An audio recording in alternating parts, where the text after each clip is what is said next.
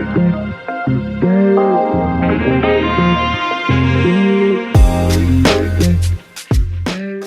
welcome to another edition of the Bullheaded Podcast. I'm your host, per usual, Sean Tyson, here with Zoo and P. Bush. How are you fellas doing? Doing all right, man. Chicago sports are in the shitter. Let's just open it up like that. Bears continue to suck. The Bulls blow Zoo exactly like we expected. We're not talking NBA today, but I just had to throw that out there. But 2-1 in fantasy this week. Can't complain. Herbert helped me in one and hurt me in another. So, I'll take the 1-1 there and get the nice little difference maker and finish above 500 for the week. So can't complain too hard, unlike the man across from me, Andy Zoo. Man, Monday Night Football, man. A lot of bad memories. I have PTSD. I didn't get much sleep last night. The game was so bad, that punt return for a tutty, playing against the defense, hasn't happened for the Chargers since 2019. So this hasn't happened in 4 years. And that's happened when I'm playing their defense. Jesus Christ. That game was so bad that I started working. I think I'd rather work than watch football right now, man. I swear to God. Fantasy football last night pissed me off, man. Pissed me off. I'm like, I have CeeDee Lamb. I'm cooking. He cooking. Almost 200 yards receiving. Having a great game. And then, Jesus Christ, man. I'm playing against Stephon Diggs. He gets a little fourth quarter tutty. I'm like, okay, it's getting a little close. Okay, just the defense. Defense, 11 points. Feeling real good. Drops 26. 26 points. Not even a close call. Not even a close call. I saw that. I'm just like, okay, Zach Wilson, bum. Chargers defense, Khalil Mack, Bosa, barbecue chicken alert. You see Zach Wilson. Jesus Christ, man. Jesus Christ, Doesn't have protect mercy. The ball. He's atrocious. Panic throws. He trashed. They should have got Josh Dobbs. That got balled out for his debut. But Jesus Christ, man. Fantasy football in the league I care about the most, man. Despair and sorrowness, man. That's what I am in. Sadness and sorrow right now, man. What stage of grief are you in, Zoo? I don't even know. I'm still in denial because I like my team. Yeah. Outside of Bijan's head coach and Tony P's red zone ability, man, I like my team. But Jesus Christ. Reevaluate my team. Just reevaluate. Well, there's always next year. You can be a Cubs fan for the day. Oh, Jesus Christ. Let me tell you, with fantasy, I know a lot of people, and I don't even know what week it would be for fantasy in terms of how long it is into the playoffs, but I will say with a lot of teams, like I said, I'm in 3 leagues. There is a lot of ups and downs. A lot of this stuff, we do draft guides before. We do all these prognostications about what we think is going to happen. And what's been like relatively accurate over the last couple of years is that whatever you think going into whatever league, it could be 14 team, 12 team, 10 team, 18 team, whatever league. It's not going to be what you think is going to be in fantasy. There is a method to it, but man, whether it's injuries or whether it's people like we were talking about before the pod, Tony P, not performing, it's frustrating. That's why for me, what helps my sanity is I just mute the notifications Sunday morning and I just look around 3:30, 4 o'clock to see how my team's doing. And if they have a chance, that's when I turn them back on. If I'm getting blown out or if I'm winning by a lot, I just turn it off because it's like I don't want to jinx it. So I don't know. Fantasy has been a bear. The one thing I will say in terms of consistency is Jalen Hurts. He's always been there for me. Always. I know next year I was like, maybe I was dabbling thinking like maybe I'll take Anthony Richardson maybe later. Now I'm sticking with Jalen and I'm taking that until it just proves he's been awesome. He's the only one that's keeping me. He's been awesome. Doesn't have bad games. Does not have bad games. Even a guy like Patrick Mahomes has had bad games in fantasy. Year. Lamar Jackson had some bad games. Justin Herbert has some bad games. Even Josh Allen, I believe, had like an off week. More turnovers, Yeah, but I feel like Jalen Hurts has a bad game and gets you 20. Yeah, that's what he does. Well, you want to know what it is? Mainly because of those pushes. It's the tush pushes. He literally has 6 points 6.1 if you give him the 1 rushing yard. And once you offset if he throws 2 picks in a game, he's still positive because you take into account that 1 rushing touchdown. And then obviously add in that he's got the deep ball threats to probably one of the best deep ball tandems in the league in A.J. Brown and Devontae, who can both shoot right up the field, blow by you, or make a contested catch.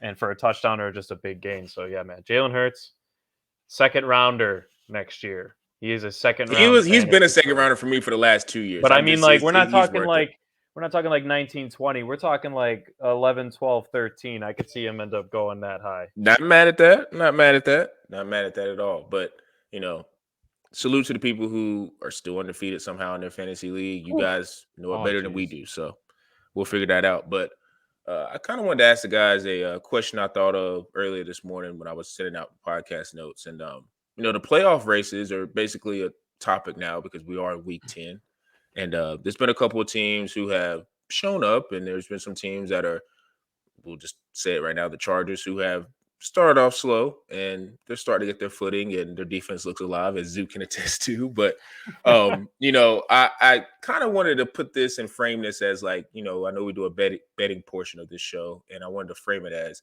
a parlay. So basically how I'm going to set this up is you get two teams, and the two teams are the combination of the Browns and the Bills and the Chargers and the Steelers. And if you have one bet to place, money's not an option. You have a lot of it, and you have to put it all on one ticket. Which ticket would you choose? The Browns or the Bills to make the playoffs, or the Chargers and the Steelers to make the playoffs? And like I said, I don't have any odds. I didn't go look it all up. But P-Bush, where do you stand with these two tickets, man?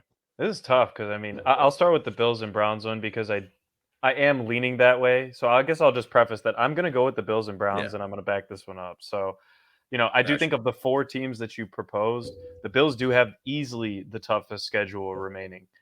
Just looking at their schedule, I looked at it. They got the Eagles, the Chiefs, the Cowboys, the Chargers, and then they end with the Patriots, who can always give teams problems on any given week, and the Dolphins. Right now, we've seen how they handled the Dolphins. Right, we kind of, a lot of people may have faltered a bit. The game Sunday night against the Bengals. We talked about this as a big topic last week between these two teams. Bengals are clearly on the exponential rise, whereas the Bills have kind of plateaued a little bit. They've very much mirrored the 49ers struggles as of the past couple weeks. So, they're sitting second in the division. I think they're a full game back behind the Dolphins, still very much within reach. And we know that the Dolphins can have off games, especially on the defensive side. And we did see kind of a quiet performance from their offense in Germany this past weekend against the Chiefs. So the Browns are interesting. I like them a little bit more than the Steelers, and it's purely because of what we were talking about pre-production, man. Their defense is iconic. This has to be, I was telling the guys, I have them in one league. They put up 23 fantasy points, and not one of those, there were no 6 points for a return, a pick six, a fumble return for a touchdown, none of that. It was yards allowed, no points, turnovers, and sacks. This team doesn't. I know it's the Cardinals, and you can say all you want after trading Josh Dobbs, but to still hold any NFL team to less than 75 yards is ridiculous. So, that's just something to take into account with them. That's also a very tight division with 3 teams at 5-3 right now, kind of trailing about a game and a half, 2 back from the Ravens at 7-2. I don't see the Browns or the Steelers catching the division. I still think the Bengals will finish second. But if there are some contentions for that 7th playoff spot in the AFC, it's the Browns, the Steelers, the Chargers, and one other team that I think we're going to talk about here in a little bit. So I'm looking at the Bills and Browns versus the Steelers Chargers. The Chargers have impressed me. I think their defense has taken leaps and bounds the past couple weeks, especially on the pass rush side. They have 2 iconic guys in Bosa and Mack. You can't have better opposite edges rushing any quarterback. Sure, Zach Wilson, but any of them they're going to get pressure on whoever the quarterback is. I guess the only issue there, I think Josh Palmer going on IR is pretty huge. I don't think Quentin Johnston's ready to take on a wide receiver 2 role. No, he's not. Nope. They really need to get Gerald Everett involved, and they need to get way more targets to Austin Eckler in the passing game if they really want to continue growing, because Keenan Allen can't do everything. He's getting up there. We still know what he can do, but you can't put everything on him. And then the Steelers, man, they're just relevant. They always have. I will say their running games looked a little bit better. Obviously, they have a tandem now. Jalen Warren's actually looked pretty nice. Najee's finally finding the end zone. Deontay Johnson's return was big. This takes pressure, a little bit more pressure off of Kenny Pickett. Gives more opportunities for Pickens, even though he only saw 1 or 2 catches this past week. Deontay still had the big game, and they took down a Titans team that is also feisty against whoever they're playing against. So I'm going to lean into the Bills and Browns, mainly because the Bills still have a chance at the division, and that kind of locks them up. And I just think of the other AFC North teams outside, or pretty much them and the Steelers. I just like the Browns a little bit more. Their defense will keep them in every game. And Deshaun's finally starting to get a little bit of a rep with Amari Cooper, which, as an owner in multiple leagues of Amari, very happy to see that. So I sat him on accident last week. Ooh, tough call. Yeah. This is a tough call, but if I'm putting any money down, I think the one with the higher caliber team with the better, even though they're only a half game up on the Chargers, technically, the Bills, I still think that they are the more talented team of all four. So I'm going to lean that way. Yeah. Interesting, man. For me, man, I just have to fade the Steelers. I have to say this again about the Steelers offense. Yeah. I have to say this again. Based on points scored this season, they have only scored more total points than the New York Giants and the New York Jets. There you go. New York Giants, who's down to Danny DeVito at third-string quarterback right now.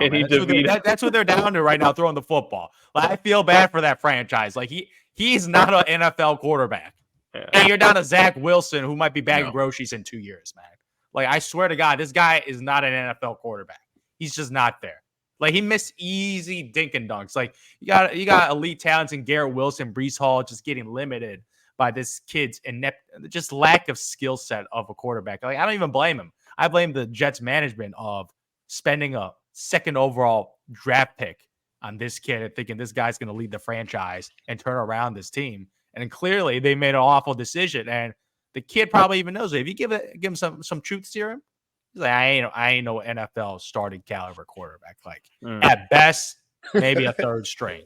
Just a third string quarterback, man. That's what, like, he down there with DeVito, man. That's what his skill set's at right now. Because Jesus Christ, that offense is atrocious. Kenny Pickett, I know he's a second year, or he's like a second year guy, like getting the opportunity. He's just not there. No, he's not. He wears gloves, man. You can't trust the guy that wears two gloves left in football. Watching his receivers, like Deontay Johnson and George Pickens, they get open a lot. They go good route runners. Like Pickens got more of an explosive ability, like the big threat ability. Deontay's a great route runner. Like there's a lot of throws at watching his game film. He just misses. Just misses. Overthrow, and then you can see him put a hand out like, oh, I missed him. I'm like, I swear to God, it's like every two throws he misses his guys. And when you're playing football, especially on offense, when the defense misses a coverage and you miss the big play, aka what Jimmy G did and got himself benched for McConnell, like Kenny Pickett is sort of like that, sort of like Jimmy G's this year. You just can't miss these big play opportunities because you know what these elite quarterbacks do? They just get a tutty, man. Your defense messes up, throw it downfield, boom, 70-yard touchdown. So, like, these quarterbacks are just so limiting of a franchise, even though the defense has been elite, as always. Like, this defense has been historically, like, the Steelers, obviously, this defense has been historically great, but not even this defense could withhold this offense, man. So, the Steelers, an absolute fade. I still don't know how they have, they have 4 wins? Yeah. 5-3. Oh, five wins? 5-3, 2 games above 500. But they're 2 games above 500. Think about that. They've won 5 games, and their point differential is -30. Yeah. How do you have 2 extra wins?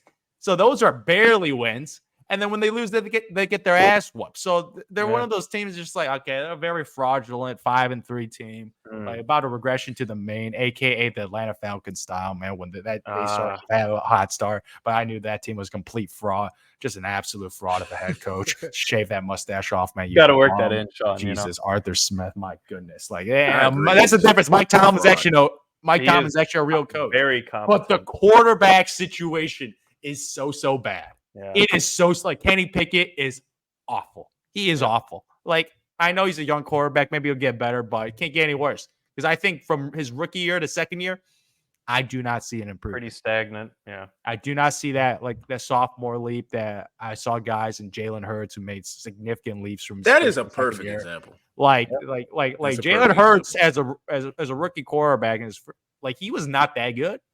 Like, objectively, he was missing throws, had no downplay ability. Moore was just out there to be a physical rusher, but he worked on the offseason, improved his play, and it got him an elite weapon, and he took that step. So Kenny Pickett has definitely not made that step. And I don't think it's the lack of weapons because Deontay Johnson and George Pickens are real wide receivers out there for him. So That is why I'm fading that. They do win, but yeah, I gotta fade that pick because I do love the Chargers though. Still, yeah, that's the team I was very bullish on, and now they're 500. Like this is I think they're crawling back. They're a really, really good team. I feel like they're gonna get the wild card.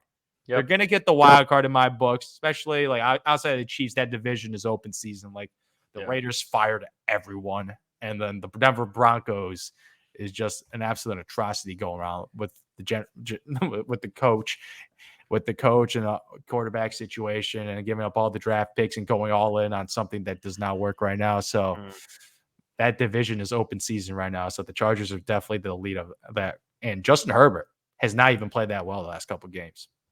Yeah, I mean, he's still doing all right, but not. He's got a thumb too, so yeah, he got an injury, so maybe that's it. And obviously, losing Mike Williams was huge again. So this guy just keeps always losing his weapons. Austin Eckler's been in and out of the lineup, but I saw some couple throws that he hasn't missed. And when you're that stature of an elite quarterback, you can't be missing throws. You just can't be missing throws when you're a top 10 quarterback. So I do like the Chargers, but I'm fading the Steelers. And so you're betting Bills-Browns then? Yeah, Bills-Browns. Like obviously, you're talking about the Browns defense.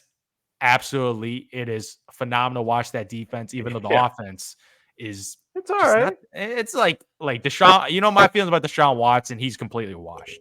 He's just washed. He's just washed. Such a bad take. That's Deshaun Watson. He had an AC joint hurt. He's been hurt. Like he's not washed. Washed is Kenny Pickett. He's not. Like, no. Kenny Pickett has not top 5 anymore. But like, he's like a bottom 32, like bottom. Kenny Pickett has never been good. Kenny Pickett has never been good, so he can't be washed. Yeah. You got to be at a stature somewhere, and then you're washed. But Deshaun Watson. If you ask me, you want Dak Prescott or Deshaun Watson, I'm still taking Deshaun. Right now, Dak Prescott. Yeah, right now, Dak. But overall, I think Dak has more of a like his floor is lower than Deshaun's. I feel like he has these like really good games where he's like, you know what's good about Dak? He plays well. Like in the Eagles game, I will say right now he played great. But the script on Dak, because we can't do just one game. The script on Dak for years has been he beats up on the small teams, and then when it comes to big time games, you're not winning anything. And it's like Deshaun. I think Deshaun has won more playoff games than Dak. I don't know. You can't quote me on that, but like I think he's done that. So I mean, they're probably both like one. Let's be honest. I think Deshaun's won at least 2.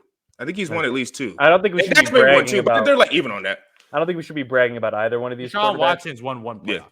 Yeah, one playoff game. Okay, one. But I think Dak's maybe won 2 or 3, maybe. Look, I think what he's saying is that his talent drop off. I mean, it's been insane from what he was before all of his debacle. Yeah. You could talk about his AC joint injury and all that. Look, he played against the Arizona Cardinals and he went 19 for 30. All right, but I think that's the script too. It's all right. Listen, I'm a Deshaun defender, so like I'm not gonna ever be like he's I don't know, man. You sound more like Deshaun's lawyer, man. Like Jesus Christ, man. Is he your client or something? Because we'll see. Zoo deal. He has not played well this year. Nobody see that, and that's not what I'm saying. Zoo deals in absolute. You would rather have Deshaun Watson right now. Yeah, I would. One game, I would. You're just going off the Eagles game. You've never been a Dak. You're going off the Eagles game, and now you're saying Dak's is top 5 guy. No, he's not. He's not a top 10 guy. Say top 5. Dak. He's not a top 15 guy. I think he's a middle of the road quarterback. He's a top 10 to 15 quarterback. You know what's hilarious? If you were to ask Dallas fans right now if they could swap quarterbacks, they would do it. They would do it. They would do it. Deshaun? They would do it. I swear. Time machines don't exist, man. Does anybody remember Trey Lance was literally getting rumored to play after Dak had that stinker against? I don't even know who it was. I don't know if it was the Rams or whoever they played. Like way back then, they were literally. And listen, that is another point in my book. They traded for Trey Lance. Why would they do that in the middle of the season if they thought Dak was the guy? Because it was cheap. Light a fire. What do you mean cheap? They trade like a 4th rounder for him. That's not cheap in the NFL. A 4th rounder can get you great players. Answer the question. Why would they trade for Trey Lance if Dak is the guy? Why would they do that? That makes absolutely no sense. Too many good quarterbacks in the league, but one game. Why would they do that? That's crazy. Why would you do that? If you have never had too many quarterbacks, why did they draft? It's nobody. They would never do that to. I can't say Patrick because he's a great quarterback. They would never do that to, I don't know, who's a top 6 quarterback. All right. A top 7 quarterback. They wouldn't do that to guys who's the guy. Sam Howell. They probably wouldn't do that to Sam Howell. That's a good point. Here we go. This year, Deshaun's best game is 21 fantasy points. He threw for 289 and 2 touchdowns. All right, that's best. He's right now. I know he's been injured, but he's the 30th ranked. That's a big part of it. Fantasy, and I agree. No, that completely right. Dak's 11th. Now he hasn't been injured, but he's had the last 3 games. He's put up 270 and a touchdown, 304 and 375 and 3 with only 1 pick. That's an 8-to-1 ratio at nearly 300 yards a game. What have we always said about Dak? And you've said this yourself, P. Bush. He does everything in garbage time. You guys are going off that game against the Eagles, and you're saying now he's like, no, you can't shift the narrative. Like guys can have great. The Eagles is close. What are you talking about? Yeah, that wasn't a competitive game. No. I'm saying that with the Eagles game, you guys are going off of that because he had a great Eagles game. But the book and the script on Dak and what he's been thought about his entire career, he's been a middle of the road quarterback. And right now, Deshaun, I agree, has not been a great quarterback, but his ceiling and where I think he can get to is higher than Dak's. Dak has never been that high. Deshaun he's just not playing. Deshaun took a year off of football. That's a big deal. I know, and I agree with that. Anymore. That is, you're not, he's not the same. We'll see. Listen, his team is 7-3 just because of his defense, but I'm just saying. We have seen a couple games from last year, and we've seen a couple games of this year, and we have seen no fact to make that determination that he's the same guy. Listen, you can have Dak, and I'll have Deshaun, and I'll beat you in that game. We can put everything you want on that. I guarantee we'll beat you in that game. No, we can just have as a player. Deshaun, I just trust Deshaun more. I'm not trying to bash Dak because he's a middle of the road quarterback. But the script we have on this podcast has not destroyed Dak, but we've talked about how he's been a middle of the road quarterback and he's not clutch. So all of a sudden now I understand if you're comparing to Deshaun has not had a great year. And you can't just poo-poo saying, well, he's just been injured. His AC joint is hurt. Like you can't just say that's a big deal. He could not play on that. And I think it's and what they've talked about in reports, that's a lingering issue. That's not just you got to fight through that. Like, none of us can play through an AC joint. John, it's like Herbert. Justin Herbert's got a broken. He's got a hurting hand. Yes, everybody's got injuries. I get that. But I'm just saying, I would rather and I like Dak. He's a decent quarterback. I want one of him on my team, but he's a decent quarterback. But I just think Deshaun's ceiling, if he gets right, is better. That's it. His ceiling is higher, and I'll agree with you. That's my point. I'm arguing. I don't think I said that Deshaun is a better quarterback right now. In the past, man. That's in the past. I've seen it all. It's in the past. It's in the past. It's after 7 legal cases and a year off of football. Listen, I'm not going to talk legal case because that's not in my pay grade. But what I'm saying, as a player, you're right. He has not played up to his potential. But I think if he gets right and gets there, he can get there. That's all I'm saying. I just think it is a big if, and I agree with that. It's a big if. Here's the thing. Zoo deals in these absolutes like you're either trash or you're not good. Like that's not how it works. There's guys that are in between. Well, based on his year's production, there's like a bubble guy. Bad quarterback. He's been a bad he hasn't been great. But I think he can get there. And Dak, we know what Dak is. He's gonna fall apart in the pressure. That's what he's gonna do. But you know what Dak is. Whereas you're talking about an if and an uncertainty. Yeah, I would rather deal with that than deal with what. Yeah, I get what you're saying. And I'd rather deal with what I know. Go with the devil. Well, what you know is going to get you beat in the first round. Exactly. And I want to deal with that because, like you said, we don't. I mean, Dak, he's a good quarterback, but we've seen this script with Dak, and they traded for Trey Lance. Like, what do we got? What are we talking about? They don't believe in Dak. Going to the Super Bowl. Well, he's better than Rex Grossman. I won't say exactly. But my point is, you don't need to be. But I wouldn't disrespect her like that. But you don't need to be a great quarterback. Listen, listen. If you have a great defense, but I'm a Deshaun guy. So like, I'm just gonna side on the guy who I've seen be a. Listen, and we'll end it on this. And Zoo keeps saying that's never gonna come back. We don't know. Zoo says a lot of things never gonna happen, and it does happen. But like, if it were to hit. I've seen Deshaun get to one of the top 5 in the league. I've never seen Dak ever get close to that. So I'd rather bet on that guy than say, oh, yeah, I'm good with the guy who's in the 12 to 15 range because I know what I'm going to get. You're gonna get a loser who you're not going to be happy with. You're going to be pissed off that you got a guy who can't break through the ceiling. I think Dak is knocking on the ceiling. He can't break through it. I don't want either one of these guys to be my franchise quarterback because, one, you could also take into account that they're fucked with Deshaun. I'm sorry if we can't say that, but they're screwed. They gave him guaranteed money. We're good. We're 30 minutes of podcast. They're done. Guaranteed money to a guy who's not a guarantee. Exactly. And that's the issue. So I mean, people whatever. are just mad because he got guaranteed, but that's his agent. Salute to his agent. Exactly. Too No, bad. salute his agent. They fleeced him. I mean, that's fine. yeah. But he's never going to live up to that amount of money. I don't think. Dak. Yeah, Dak has. because I don't think when he signed that, my whole thing was that like I was like Lamar should have tried to figure out how to get that guarantee, but like I never came on here and was like I think that contract they're going to get Super Bowls after that contract. I think I came on here saying salute to Deshaun for getting that contract, but I don't think that was smart. He took advantage of a desperate franchise. That's what he did.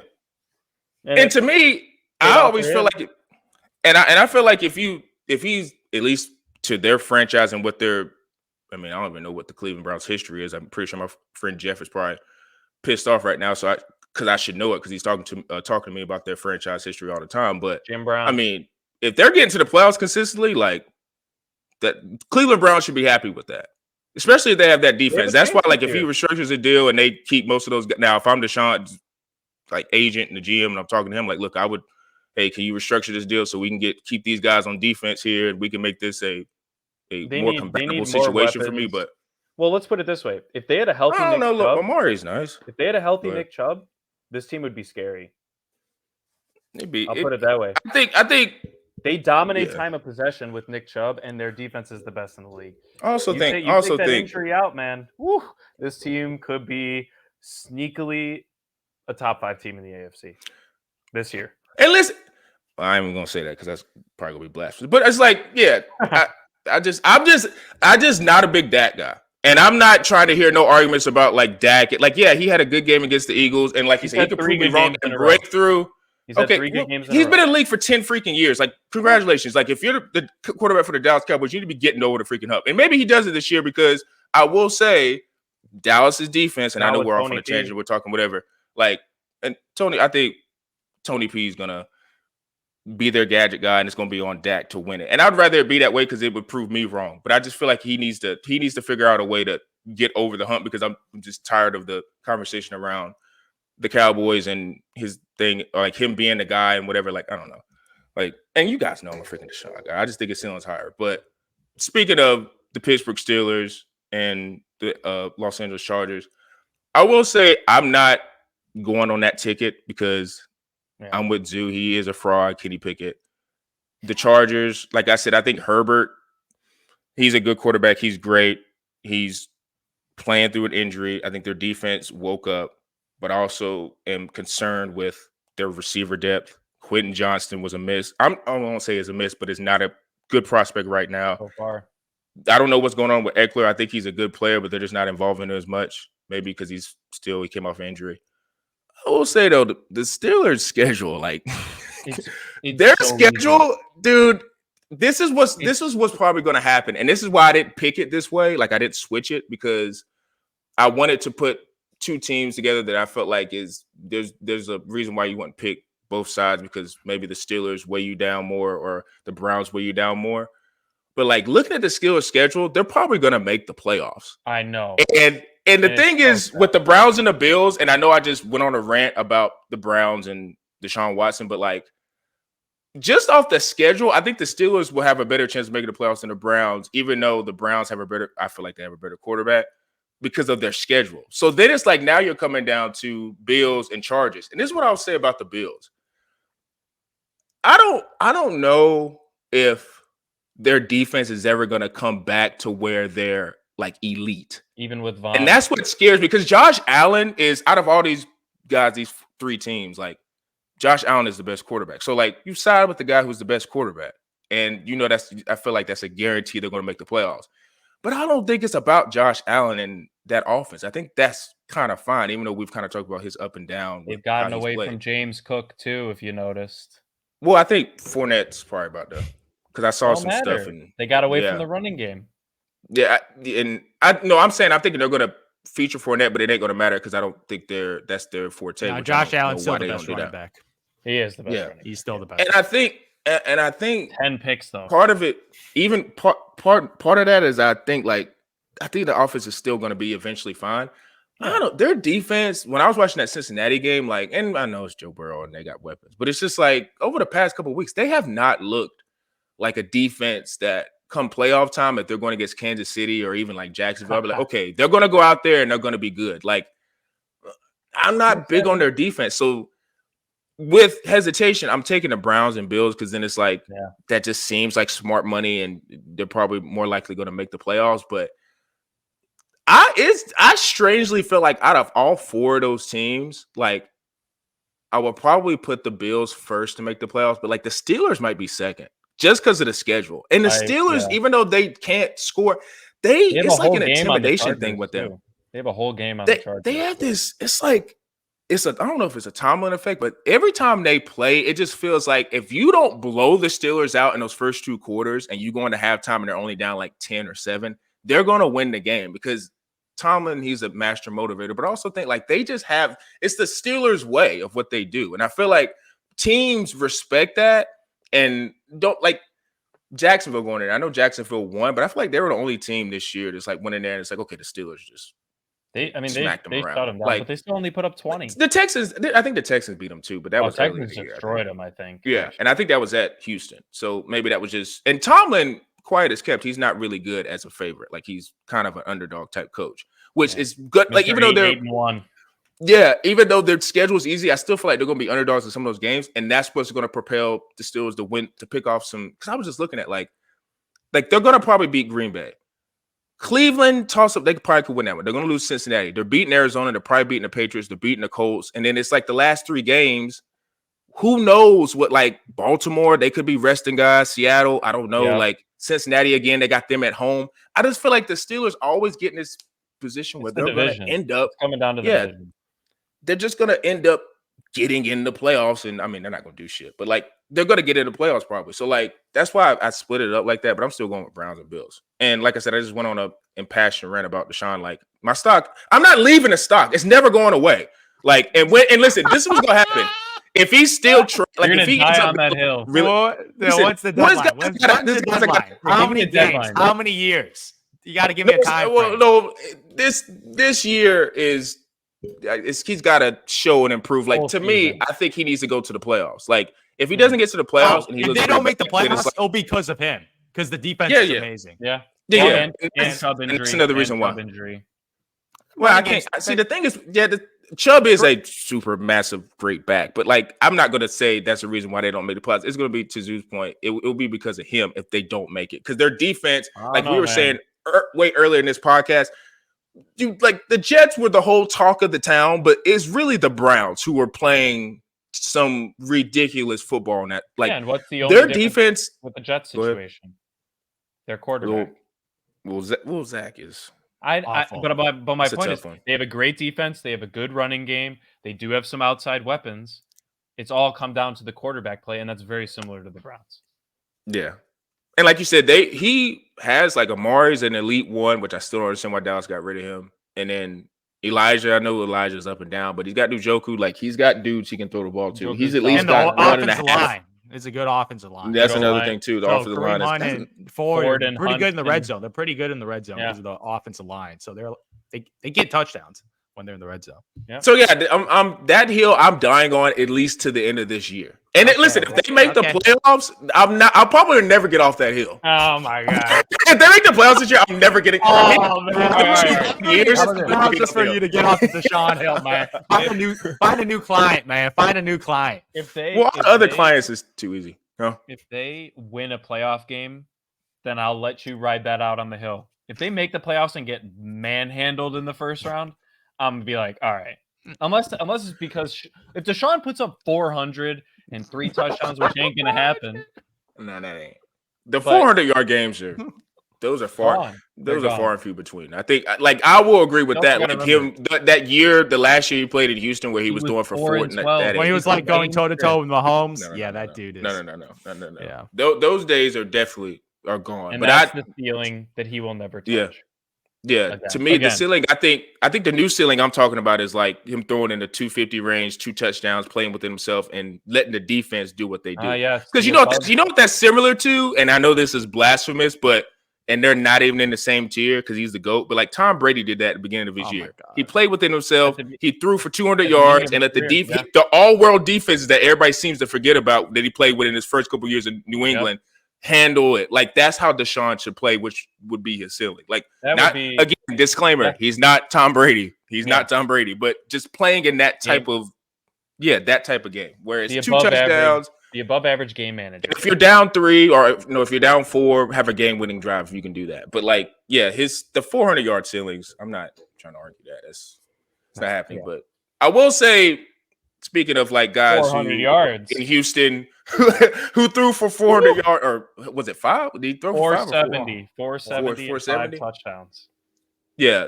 Now that's a guy who I personally picked against. That is hilarious. He is probably the new Deshaun. Like I picked against when we had our, quarterback battle with Anthony Richardson and him. Yeah. And my whole thing was more so because I kind of thought Anthony Richardson, because of his rushing aspect and his ability to throw in spurts, I think it was a little better than CJ. But what I've been proven wrong about is CJ not only can, like I say, he's not the athlete of AR, but his ability to move in the pocket, step up, move in, like he's got that pocket athletic ability in the pocket where he's moving his feet and he's making decisive throws.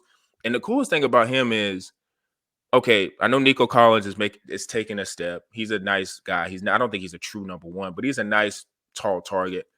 But the fact that like Tank Dell, who's his number 1, number 2, whatever you want to call him, is a rookie also, and he was a rookie who was thought of to be a nice slot guy who could make a name in the league. He's going to him on 4th downs. He's going to him on end of the game drives, and he just seems like it doesn't matter who his receivers. Because I got in not an argument, but like a competitive debate with one of my friends about because he's a huge Panthers fan, and he was just talking about like, well, you got to understand like CJ and his weapons. I'm like, I don't know, man. If CJ was in Carolina, like I think Jonathan Mingo would be playing better. 5. I think Adam Thielen might be a top 5 fantasy receiver. I think what's the dude? Miles Sanders would actually be relevant. Trimble. I think the guy's Trimble. I think it's Trimble, the tight end, whatever. On there too. Yeah, like Trimble, the tight end. I think because he's an athletic tight end for the Panthers. Like I think he would be getting, because Dalton Schultz is getting not resurgence, but he's playing really good.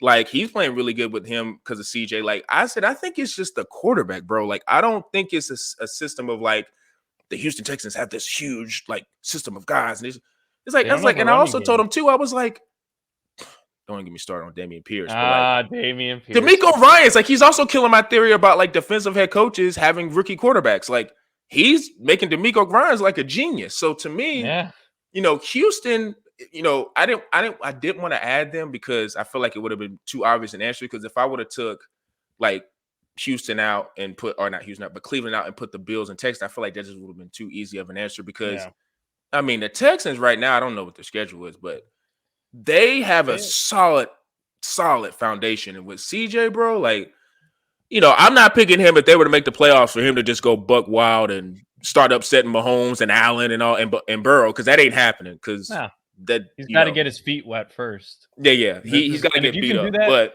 And Sean, if you could do that your rookie year, I mean, dude, you take that. And I mean, I don't know if you have anything else to add to that, but I just want to say, you good. Passing game, man. That's all they got on offense. Dameon Pierce has not done anything. Devin Singletary, trash. Devin Singletary, 2 yards a carry this past week. Now, to be fair, the Bucs are an extremely hard team to run against. Vita Vea might be one of the hardest, biggest dudes that you can attempt to run. He's the Vince Wilfork of the current day and age, man. If you're an old Patriots fan, man. But to your point about their schedule, they have the Bengals and a second division game against the Jags. Other than that, didn't they beat the Jags? I think they did. Yes, they did. Yes, then they got, but here's the rest of them: the Cardinals, Broncos, Jets, Titans twice, Browns, and Colts. They could win this division. They probably will. No. Now, to be fair, the Jags have 2 games on them, so that's really hard. They have to beat the Jags, because they're like, and if they sweep the Jags and tie them, there's your tiebreaker for the division, right? Head to head. I'm not saying they will, but they are definitely in contention with the Steelers and Browns for that 7th wildcard spot. I guess you could also throw the Chargers in there as well, because in my opinion, the Bills or Dolphins and the Bengals or Ravens are 2 wildcard locks. And then the 3 teams other than the Bills that you proposed last time, plus the Texans, are the other 4 fighting, with Texans probably having the best chance to win their division outside of the other 3, with the Chiefs and Ravens dominating. So I think they're one of the most fun teams to watch right now. As a Tank Dell owner, he is now a lineup lock for me. I have to. You got He's a receiver too for me. Air it out. Yeah, they air it out because they can't run the ball. And if you're doing that against a above average defense in the Tampa Bay Buccaneers, and you're dropping 39, he went 75 yards in 33 seconds. I was impressed. No timeouts either, I don't think. One timeout, maybe. No, one timeout, maybe. Yeah. I was impressed. I mean, genuinely impressed. I think he's going to win Rookie of the Year. Is he a top 10 quarterback right now? Yes. Yeah. And he's going to win Rookie of the Year. Unfortunately, Zoo, I'm sorry. I know we all picked Bijan at the beginning of the year. Just terrible. Well, it's not Bijan's fault. It's not terrible. It's that situation. Fine. You could also argue maybe Puka, but he's quieted down a little bit the past couple especially without Matthew Stafford. Yeah, that's Stafford. Oh, Carson Wentz is. What do you mean Carson Wentz is here now? What are you talking about? What are you talking about? Forgot about that. Rookie of the Year odds are back up. That former MVP. But yeah, so I know we're not including them exactly in that parlay discussion, but I do think they have a legit chance to make the playoffs, and they're regressing in a positive way, Zoo.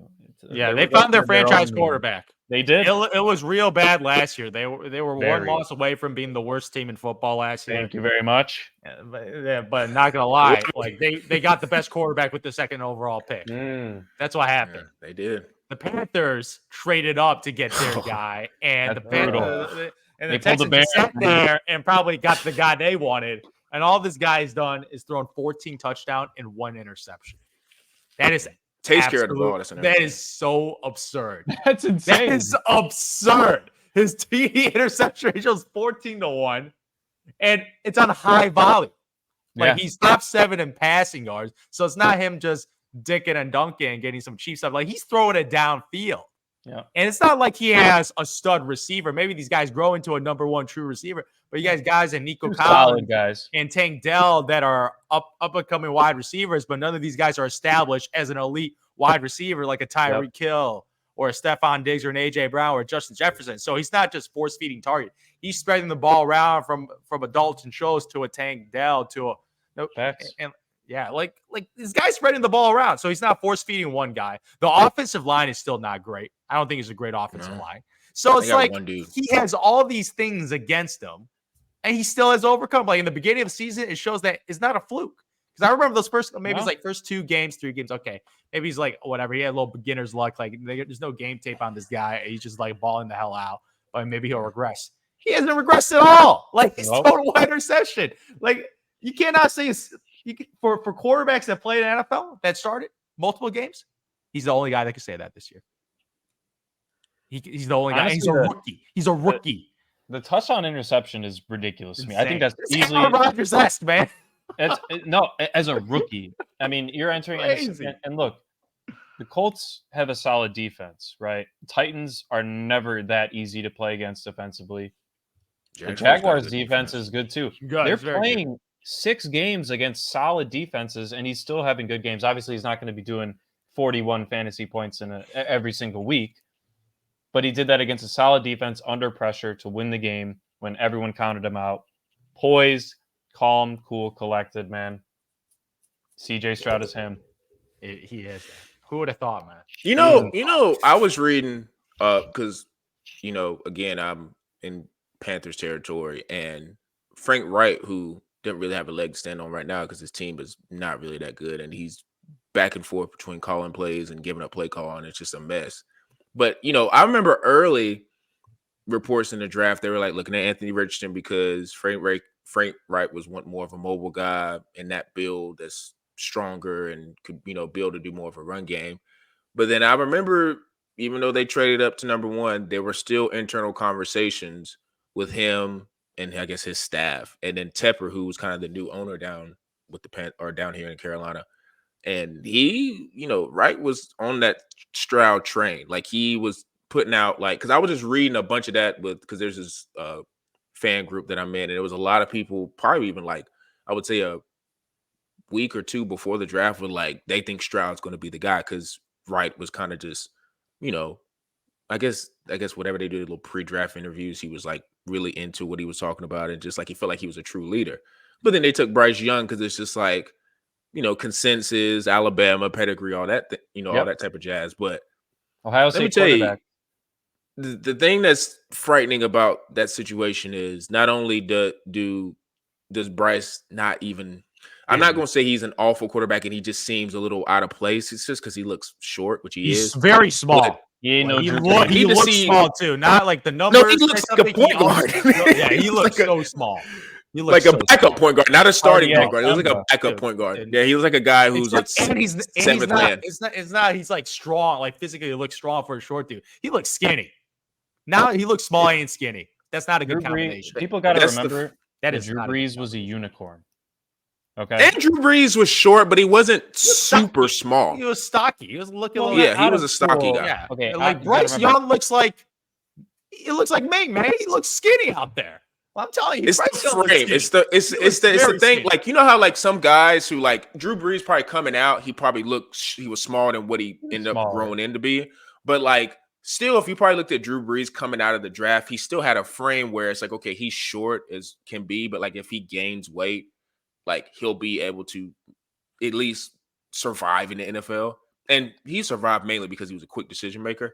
But he was one of the most mentally tough quarterbacks. Yeah. And you have to be when you're that, because people always go back to the city on your back too at that time. Katrina, oh my God. And he had went through a whole bunch of stuff because he was with the Chargers and they let him go, and he was mentally. That showed you how mentally tough he was too. Yep. So. And we're not saying Bryce is not, or I'm not saying that Bryce is not mentally tough, but it's like the frame is concerning because you just look at a guy's like, even if he does put on weight, like he may be able to get to 210, 215 max. And who knows if he can hold that weight because that's just not how his frame is like built up. But with him, it's like the frightening thing is like not only is CJ balling out, it's like you kind of need to get as many receivers to help him as possible. And even with that, it's like, how I know this, and I was saying last week, like the receiving core is like really deep this year, but it's like, man, you have to hit. Like it's not a receiver where it's like, okay, we need to bring him along. Like that receiver needs to come in and be a dude, because then it's like you can kind of see if Bryce has it or not. Because you don't want a situation where the receiver is coming along slow and then Bryce is still coming along slow, and now you're like basically. Sorry to bring this up, Peters, but like a Justin Fields situation where it's like you're kind of in a decision year and you're just like, what should we do? Should we just trade him away and go get Caleb? Like you don't want to do that. I feel like next year they kind of need to know, is this the guy? Because if not, and here's the thing, Sean, they could have their pick, and they could be taking Marvin Harrison, but they don't have it. They don't have and that's the battle of Thursday night, fellas. The number one draft pick. Bears, Panthers. Oh my God. It's a win-win. It's a win-win. No. That is this. You want to talk about that's a hard game to advertise. That is a hard game to advertise. That's all I got to say. If you're a Panthers fan, you know how sick you have to be. Like, not only are you going against the team that has your pick, your team is like awful, and you're on primetime Thursday night. Like, I just feel like that is just you want to talk about a double slap in the face. Like the NFL knew what they were doing. The NFL knew what they were doing with that. Yeah, game they had to get these two bad teams out of the way. They needed, listen, if they were smart, like I told them, and I don't know if they would have been able to get a first round pick, but they should have traded Brian Burns to get a first round pick from somebody. Mm-hmm. Like holding on to Brian Burns and trying to live this fantasy of that he's going to be a building block. Like it's over. He's in a part of his career where he needs to be on a contending team. Like kind of how, even though Chase Young, I don't think is as good as him, like Chase Young went to the 49ers. Like he went there because he's in a contract year and he's trying to play for a contender. They should have got a first round pick to help out Bryce because he's the future. If Bryce doesn't look good, it doesn't matter how good your defense is. So yep. Exactly. I will agree. Like you said, I think we're all on the Texas bandwagon, and them having the ability to maybe sneak out a few more wins and make it interesting towards week 15, 16, and 17 when it comes to the playoffs. I'll be tuned in because CJ, he has shown he's a baller. He's a baller. So we'll be looking into that. Right now, we're going to be transitioning into our week 10 bets. There is no nobility in poverty. I have been a rich man and I have been a poor man. And I choose rich every fucking time. To start that off, I will say I feel like I got very, very lucky in my money line pick with the Washington Commanders. Mac Jones was driving. and it looked like they were going to at least put them in field goal range to bring it into overtime. And of course, the ball got tipped. Washington made a pick, and I was like, went ahead and went to 4-2 on my picks this year, so I was happy about that. I will say, the Patriots, like I think you said this earlier, people it's like they are a team that even though they're not good on the offensive side of the ball, they are going to give you a tough time. They're going to play you tough, and I kind of just figured with Mac Jones throwing it to Demario Douglas, I didn't think that was going to be a great connection, and he had some catches. I saw his fantasy score; he had about 11 points. So maybe in the future, I won't do any type of parlays when it comes to picking against the Patriots because you're dealing with Bill Belichick. But I'm happy I was able to sneak out of that one. So, P-Wish, I don't know how you did on your bets. And missed on both, man. Back to my normal. Kamara, man, against the Bears, just an absolutely tough week. Taysom Hill was just the king of that offense. I got to get him off waivers. Derek Carr had a nice game. Plays 3 positions. Yeah, I know. He legitimately rushes the ball, throws the ball. Yeah, he's another cheat code. He's a cheat code. I mean, he's the Swiss Army knife that has probably, of all tight ends, you could probably play him and have the highest floor of most tight ends outside of maybe Laporte. He's like Kelsey. top 6, especially with his usage lately. Like his usage has been his ridiculous. usage in the beginning of the season was very low, but now like you see him using. He's eating into situations. He's eating into slant boy himself, Michael Thomas, man. Because Olave is obviously going to get his targets. Kamara is going to get his usage. Taysom Hill is the third option. Honestly, you could argue he's number 2 right now. But yeah, Kamara missed last week. Honestly, I just thought the game script would go differently, but the Bears somehow took a lead early, and it kind of forced the ball into Derek Carr's hands. Tyreek Hill, man, the Chiefs decided to take him out of the game, and the Dolphins decided to take Kelsey out of the game. So it was just kind of a who's gonna make the big play out of the second, third, and fourth string options. So yeah, unfortunate this week. So I'm gonna go with a nice, beautifully safe bet to start, man. Christian McCaffrey against the Jaguars. The only thing I'm concerned about here, Debo might be coming back this week, so you could argue that some target share might go down a little bit. Well, if it's in the red zone, it's CMC time, though. Exactly. That's one thing. Yeah. There's one thing. He always gets the high value touches. He's going for 18 in a row. I'm expecting his odds to be, I think it's opening around minus 200, if not less favorable. I could see it pushing minus 220, minus 230. So I'm pairing him up actually with a guy who has struggled for great games, but he finds the end zone most weeks, and that's Brian Robinson Jr. against the Seahawks, man. The Commanders, to your point, Sean, earlier, Sam Howell moves the ball. He likes to air it out. It opens up lanes for Brian Robinson. He scored both times against the Eagles this year. That's impressive in and of itself. He finds the end zone. He's not giving you 20 points a game in fantasy, but he somehow gets 40, 45 yards, and he scores a touchdown. And I just think this game script could end up being pretty high scoring and rather balanced. I know the Seahawks have been relatively impressive, and they're coming off a very bad loss against the Ravens. So I'm kind of trying to offset the extremely high value with McCaffrey to getting a little bit more of a long shot to make this parlay a bit worth it, but a guy that also gets a lot of red zone looks and is clearly the dominant back over Antonio Gibson. Interesting. Man, those toddy picks, man, it's a hard thing to do. It is a hard thing to do, man. Anytime touchdowns, just look at your fantasy team, Zoo. I know, man. I know. Dude, man, I'm praying for some tuddies, man. For me, man, shout out to the Kansas City Chiefs. Easy cover, man. So easy. I'll tell you. Kansas City, when it was 2.5, and I even saw the line go down, so people were betting the Dolphins. So it went down to minus 1.5. So you could have got him pretty much winning by 2 points. And then they scored 2 touchdowns. I knew it was pretty much over after that because the Chiefs don't blow games. So that was an easy dub. Thank you, Patrick Mahomes, man, because it was, like you said, it was even the Travis Kelce show. It was the others. Like Justin Watson and like Rashee Rice. He got a touchdown. Like he was just spreading the ball around. But that's what happens when you have the best quarterback and the best coach in the game right now. So it's easy money betting on them. So that pick minus 1.5 for the Chiefs, we will not be seeing that again because that was just given because of the Broncos' reaction. Losing to the Denver Broncos obviously made that spread happen. But for me this week, man, I'm going to bet on a team that I was hating on the offense, hating on the Pickett, man. But when I see the Green Bay Packers play football, -3 at home against the Green Bay Packers, man, the Green Bay Packers, that is an awful football team this year. That is an awful football team because I remember the beginning of the year, oh, Jordan Love showing a little 3 something. good Even though, games. yeah, like he had some statistically The some good Bears games. game kind of. Yeah, the Bears game obviously juiced up the stats. Obviously, when he let Always. 38 points. But I saw that he has some accuracy issues downfield, missing throws to Luke Musgrave. I remember pointing that out. But now, like he was able to beat up on a Rams team, but barely. Like this Rams team with a quarterback that like Ripley, like this guy's awful. Yeah. He is so bad at football. So bad. So they obviously good advantage. So bad for him. It was a struggle for them to get to the midfield line with guys like Cooper Kupp and Puka Nacua. Like those guys couldn't get any good looks with this guy throwing the football. So they were to beat on a bad team in the Rams without Matthew Stafford.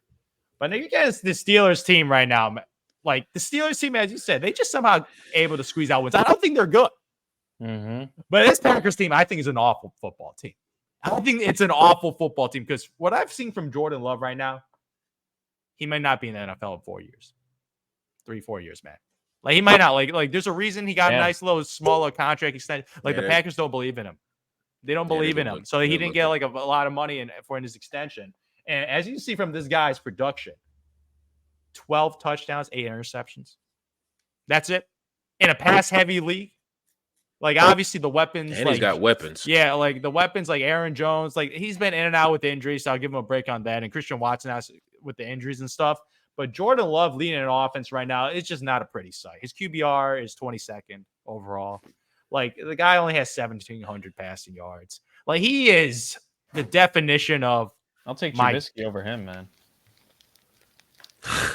Maybe, man. Maybe. Because when I watch this Packers team with Jordan Love leading the helm on offense, it is a struggle to get downfield. It is a struggle to get first downs. And obviously, like AJ Dillon, like he's not the greatest running back. Like he's just a meatball. He's not. Dude, he just goes. He got one move, go straight. Like he's a big dude, so he's a trucker, but no agility, no left or right skills. And Aaron Jones been not as good, obviously getting banged up, and now he's getting older with age, so he can't be the elite running back that he was under Aaron Rodgers' tutelage. So my God, this Green Bay Packers team is awful. They got their win, so they got a little happy. Oh, beat on a bad teams. And they're going to get back to losing because before that, they were on a 4-game losing streak. And they lost to some bad football teams, a.k.a. the Raiders and the Broncos and the Vikings who have had an offseason. So, my goodness. I'm out on the Packers and 3 points only. It's going to be a low-scoring game. That's the problem. It's going to be a low-scoring game. But field goal, let's go Steelers, baby. At home. At home. That's the thing. It's at home, and it's only -3 against a bad football team. So, I'm going with the Steelers. That at home really helps. Yeah. Because I did, if that was on the road, I'd be like, I don't know, because I don't trust picking on the road. But yeah, that being at home, TJ Watt's going to be getting a Jordan Love 1 trillion times, and he's going to make that life living hell for him. So I agree with that pick. I like that pick. Right after you absolutely laid into him, Zoo. Oh, I did, man. Oh, I was doing it. I'm telling him as a playoff contender team, I'm like, yeah, whatever. If they even make it, which I would be surprised if they make it, they're making zero noise. But against a bad football team, that Green Bay Packers, and that's a bad football team. At home. Yeah, that's at home against a bad football team, and it's only you got to win by more than a field goal. I'm taking that every time. Yep, taking that every time. Listen, with Jordan Love too, that was a little mini hill at the beginning of the season I was on. But the reason why I had to like kick dirt up on that hill and walk off and find a new hill is, you know, I know Christian Watson, Romeo Dobbs, Jaden Reed, a guy they drafted, and I don't know what round, but he seemed like a pretty good player at the beginning of the year. They got dudes they can throw it to. Now, I know Watson's been hurt, and Dobbs has been there. Reed's been there. Aaron Jones has been in and out. But that guy made the point about Justin Herbert a couple pods ago when they were like 2-4 and they had lost that game to the Chiefs. It was just like, man, at some point, if you're the dude, like you got to show me flashes of being great. Like you got to have at least 3 or 4 game streak of being really good at football. And like you say you have 4 games of where people like Stroud, for instance, even though he's a rookie, is like he's had a string of games this season where it's like, is he a top 10 guy? Maybe he is a top 10 guy. Like people are having that conversation, even though it may not be true just yet. We haven't seen that conversation with Jordan Love. So it's kind of like, you know, like you said, he got the small extension. You know, I don't think the Packers really believe in him. And I think next year they probably go into the season, start with him, but they may draft his replacement either in this coming draft or they're going to be looking at, which I think they should do in this draft because there's at least 4 or 5 capable quarterbacks that are draftable that you would say at least have first or second round grades. So you know, and that's a tough one because, you know, being behind Aaron Rodgers, you're thinking like maybe he gets a little bit of that, but it didn't rub off on him at all. So and not rub off on him. And like no. he's playing like a rookie, but he's not a rookie. No, he's been in the league for 4 years. He's been in the league for many, many years right now. Yeah, so he's like that's learning on the sideline, been an NFL professional. But the way, the interceptions this year have been awful. Dude, that extension was just a polite, okay, we'll hold on to you for a little bit longer, pretty much from the Green Bay Packers. They're like, Jesus Christ. That's why I feel like as a quarterback, like a young guy, you need to be in a situation where, like Mahomes, I feel like it's so rare because I do think it helped him sitting that year, whatever he did. But I think him being under Andy Reid, even if he had to come in as a rookie, he would have made a whole lot more mistakes in that first year, but he still would have became who he became because he has Reid and Patrick Mahomes is so talented. I do think the best teacher for young quarterbacks is just to get out there and play. Because, like I said, as much as we're bagging on Bryce Young, like if he was sitting on the bench, I don't think any of us or any of the fans of the Panthers would be like, oh, he's got potential. Like, you got to get out there and play and see if you got it or not. Because that's how most of the guys who are the top 5, top 10 guys, they all got out there and played and showed they could play. So it's just that's just how it goes. But for me, I was literally just maybe 10 minutes ago yelling and defending him in terms of his honor, in terms of, hey, I think this guy's still a dude in this league. You know, the Browns and Ravens are playing this weekend, and I think the line is like +6. I was looking at that and thinking to myself, like, okay, Deshaun had 1 game under his belt. He did all right, but it's the freaking Cardinals. Who cares? Like, everybody's going to have a decent game against the Cardinals. But to our point, all of us can agree, defense is pretty insane. Like, it's reaching levels of, you know, people shall never speak of the 85 Bears as just blasphemous, but they might be a tier in tiers below that. Yep. I'm interested to see what Lamar does against that defense because I do think because this is a division game that perfect example. They're not even in the same stratosphere, Denver and Kansas City. But when you get in these stupid division games and these weird division games, and for example, I think the reason why Kansas City lost is Patrick Mahomes. They kept saying he was sick, but I think Patrick was like, "That's the freaking Broncos." Like, I'll go out there, throw a couple touchdowns to Travis Kelce, and I'll just get out of here. And it's like, yeah, but you're still playing a team with the division who kind of knows you. And I think with the Browns and Browns and Ravens, they know each other really, really well. You know, emotions are involved. Myles Garrett's going to be chasing Lamar around. Lamar hasn't been that great. Let's be honest. He's been okay. Yeah, he hasn't been. Like I said, last week I played against him. He put up like 12.5 fantasy points, which made me super happy. He got 11. He got dude I was playing, he had 12.5. So it's like, for me, I was happy about that. Lamar has been steady, but he hasn't been like a game breaker. He's been relying on the run game and the Ravens defense, which is really good. But it's not as good as the Browns. But I'm interested to see how he does with Myles Garrett coming off the end. You know, Cleveland's back 7 is really, really strong, especially that back 4. This could be insane. A 13-10 type of game. Yeah, and what I think will be the biggest factor is who's going to turn the ball over. And I don't know what the condition is going to be. I'm not too keen on that. I don't know what that would end up becoming a factor, like rain, snow, whatever. But I do think who's ever able to cause the most turnovers is probably going to win this game, which I don't know if I could pick. I would probably say Cleveland just because I think their defense is more elite. But I do think with Cleveland and Deshaun, if they just keep the game plan of Deshaun, hey, you throw 20, 35, you know, in that range, 20 and 35 passes, I'd rather you trend towards 25 passes, complete at least a decent amount of them. Kareem Hunt is fine in the end zone, even though I don't think he's the back he used to be. He's fine in the end zone, using different facets of the running game. Mari Cooper, he's been eaten when Deshaun has played, and he's an alpha. And I like Baltimore in their defense, but I don't know who could maybe keep him in check. And for me, this is selfishly because my buys and how they're setting up in one of my fantasy leagues. I need for Elijah Moore to have a, 10 to 15 point game my flex. That would be nice. That would be super, super nice. And maybe Deshaun just figures out like, hey, I got another guy over here who can get in and out of breaks and can get me easy first down. So maybe if he takes advantage of that, that'll be something that could get across, or that could get across for the Cleveland Browns and playing the Ravens. So the line, Vegas Insider got it at +200. And like I said, I always like to find something that's over the 190 mark. I like this one. It is in Baltimore, which is the reason why it's probably +6. But man, I kind of like, Cleveland in this one. And I think it's mainly because of the defense. As long as Deshaun is not going crazy and turning the ball over, I think they have a really good chance. Because the thing about Cleveland, too, is I think they're still fighting the stigma of being the Browns. And I still think some teams look at them as like, oh, it's just the freaking Browns, man. Like, I know they got Deshaun, whatever. Like, it's still the Browns. Who cares? And I think they get a little bit of that, and that helps them because sometimes teams look at them and don't, take them seriously. And I don't know why you would think that because that defense is for real. And like I said, respect to the Ravens. Their defense is for real as well. But I don't know, man. +6, less, it's a touchdown game basically without the extra point. They did work them. Let's be honest. They worked them back in week 3 or 4 or something. It was like 28-3. Lamar Jackson had two touchdowns. And I want to say that I don't think Deshaun played. I think it was DTR. Yeah, it was. And he threw quarterback. I'm looking it up right now. 3 interceptions. 3 interceptions. So DTR played that game? DTR I thought it was PJ. Played. No, that was the one they gave the DTR. Oh, the first, yeah. And I think that's also the one that lost it for him. Yeah. He had that decent preseason, and they gave him that shot. Yeah. I also remember that was pretty fresh off the Nick Chubb injury. Deshaun was hurt. Emotions were low. They were very low. People were.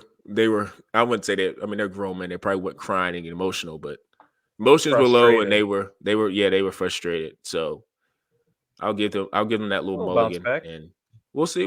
Like I said, that's the one that I'm keying on just because it's division games, man. Like the division games, I don't think there's division games where there might be divisions that teams get blown out, but when you're talking about those games, they're usually pretty close. They know each other too well, so we'll see how that works. But like I said, this is the end of the podcast. Make sure you guys tune into bullheaded_pod on Instagram. Basketball, especially college, is back in effect. So I'm doing a bunch of reels, introducing the new players and all the types of teams that are supposed to be in contention come March Madness. So guys, tune in for that. NBA is locked and loaded. Be honest, don't really care for the in-season tournament. I think the courts are trash. The jerseys are trash. I think it's just a weird concept people who are not diehards like us. Like I watch NBA games, so I don't need to be like little treat. Like, hey, here's the in-season tournament. So tune in. Like what they're trying to do is just to get eyeballs during NFL season because that's their main competition. And nobody's gonna start watching. It's not gonna work. I love the NBA so much. Yeah, the play-in tournament, I thought it was a terrific idea. Added more urgency for the regular season. Makes the regular season more important with the top 6 seeds and makes 2 additional teams that are out of the playoffs have an opportunity to make the playoffs. So more teams are trying at the end. That made complete sense. Made sense on all levels. I thought it was a great idea and it's worked out perfectly, ratings wise, and people love it now. But this in-season tournament, I don't even get it. You're taking regular season games and making specific games part of your tier, count as W's or counts as points, and having a little mini tournament like a final elimination tournament in Vegas. I know what they're trying to do. They're trying to get that sponsorship money, man. That's what they're trying to do. Just creative ways to get more money. Like in-season tournament sponsored by whatever, Chipotle or something, man. That's what they're trying to do right now. Good luck, Adam Silver, because I don't think it's going to work. Because might be a one and done, Zoo. It might be. They might scrap the idea after a season because I'm just like, I know what they're trying to do, but this ain't it. This is not it. Which is sad to say. Listen, having something fun would be pretty cool for the NBA regular season because it's so long. The play-in is, like you said, is a major success. Just be happy, like you said, to your point about the sponsors and this is not about the fans. They keep trying to talk about this as the fans. They want what it's about? It's about the up and coming TV contract deal. Yeah, that's it. That's it. Just say that. They want to hide behind like we care about the fans and we're gonna make these cool jerseys and we're gonna make the courts all like when I saw the courts, because I didn't even know they were doing the courts like differently. I thought that was just a rumor because I saw it on Twitter. I was like, I thought I was. And then I saw it. I was like, wait a minute. It looks like NBA 2K. Like it looks like like you did like a custom court. You just was like, I make a custom court and I got to create a play and let's play like the park or whatever. Like it just looked bush league. Like it's the NBA. It's the same thing with the NFL. Like the NFL has jerseys. They play around with some alternate stuff. but they have traditional jerseys and traditional schemes. That's what makes the NFL great. Like the NBA is trying to fall into this whole. If it ain't broke, don't fix it. Yeah, man, just leave it alone. You have your solid fan base, and it's a global game. Like you're fine. They're trying to beat the NFL, and they just won't ever be, especially in America. But like I said, if you want to hear maybe more rants like that, tune into our TikTok, which is bullheaded_pod is the same as that. Bullheaded_X64 on YouTube, Quantron Knows on YouTube as well. Spotify, Apple, Google Podcasts. Like I said, if you guys are on Google Podcasts, hit me up in the DM on Instagram, TikTok, whatever, to see where you can also listen to it, because I think they're going to be ending it probably around December 21st, 22nd. They're going to be transferring it and making it to a whole different podcast sector, which I don't know what it's going to be called yet, but make sure you guys hit me up and see where you can also listen to the podcast and watch it. So for me, Zoo, and P. Bush, we are